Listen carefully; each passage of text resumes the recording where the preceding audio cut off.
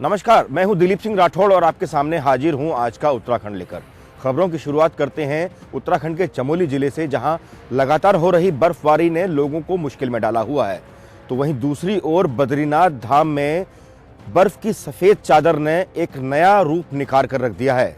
बाबा बद्री विशाल के धाम में बर्फ बेहद खुशनुमा नजर आ रही है। तो वहीं नीति घाटी में इसका दूसरा रूप भी देखने को मिल रहा है, जहां पर चलता हुआ पानी बिल्कुल जम सा गया है।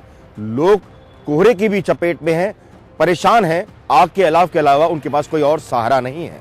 पिथौरागढ़ जिले के मुनस्यारी में बर्फबारी से लोगों के दिलों में उमंगें जाग गई हैं। पर्यटक दूर दूर से आ रहे हैं और बर्फ का आनंद ले रहे हैं।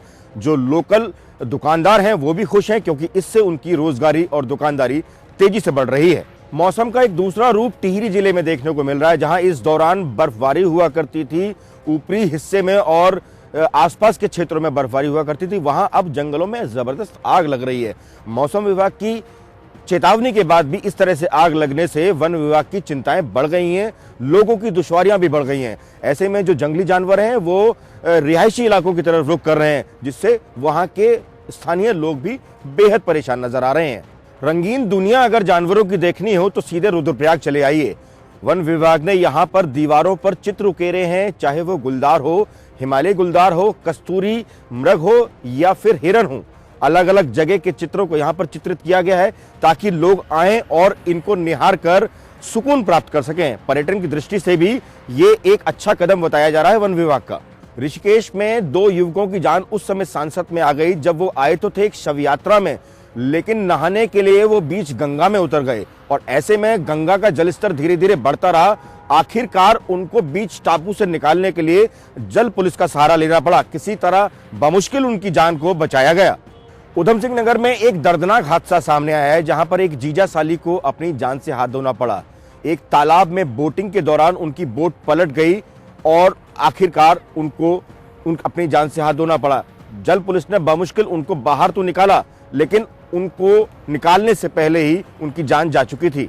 उनको पोस्टमार्टम के लिए जिला अस्पताल में भेजा गया है।